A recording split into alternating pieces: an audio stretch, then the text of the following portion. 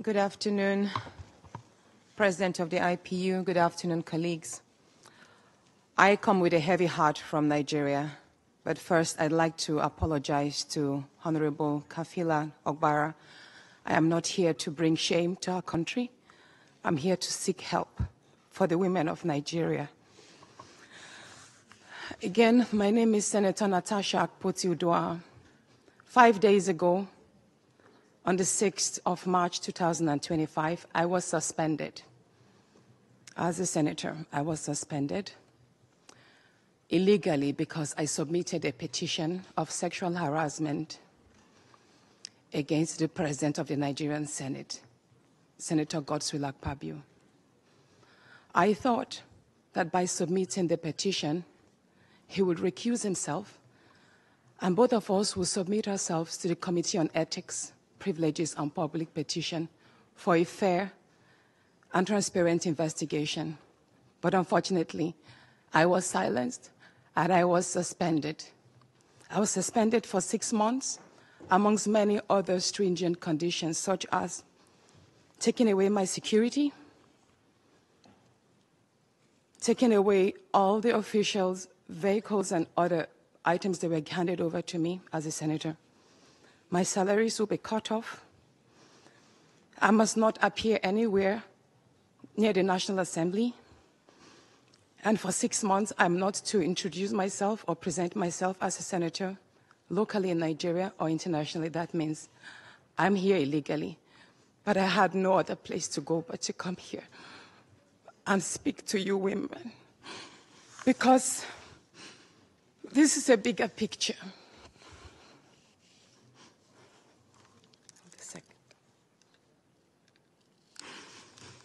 This is a bigger picture. It depicts the crisis of women political representation. My suspension is not just about me. It's about the systemic exclusion of women from political leadership in Nigeria. Women make up 3.6% of political offices, and in the Senate, it's just 2.8. We have 109 men, and only 4 of us are women. So right now, it's 108 with only 3 women. This is a clear case of political victimization, punishment for speaking out against impunity, corruption, and gender-based violence. The United Nations Declaration 48/104 declares sexual harassment as a form of gender violence. The Senate's actions are an assault on democracy. I was elected by my constituents to represent them. Yet a few powerful men have unilaterally decided to silence their voices by suspending me for 6 months. My call for an open and transparent investigation into harassment allegations have been met with hostility instead of accountability. If a female senator can be treated this way in the full view of the world, imagine what ordinary Nigerian women will go through every day in workplaces, in universities, and other aspects of our society. A culture of harassment and silencing must end. And this is not just a Nigerian issue. It is a global one.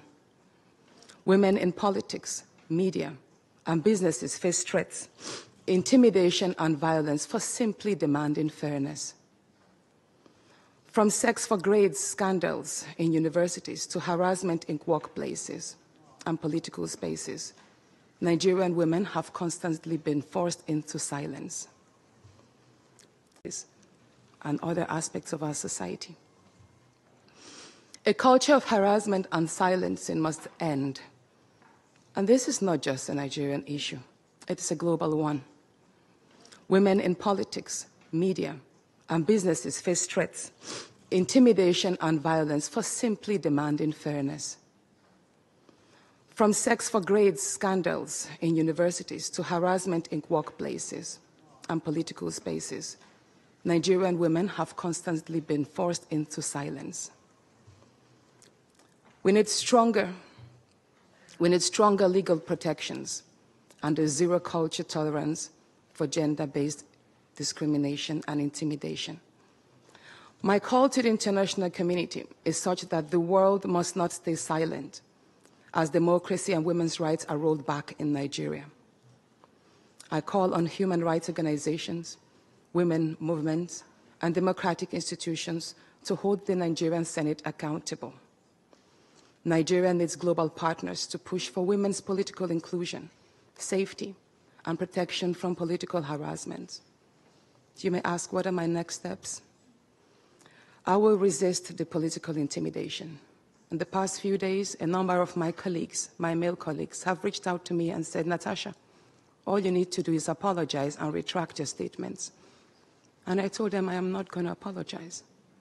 I will not apologize for my truth.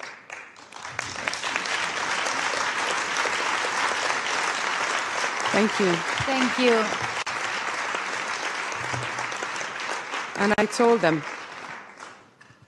that I will stand the 6-month suspension, and the very first day I return, I will represent my petition on sexual harassment. And I will continue doing so until there is a fair and transparent investigation. I will fight, thank you. I will fight this injustice and continue to represent my constituents, whether the Senate wants to hear me or not. I will work with women's groups, civil society, and legal teams to ensure that this unconstitutional suspension is squashed. This is bigger than me. This is about ensuring that no other woman in politics or public office will ever be silenced again. Thank you so much.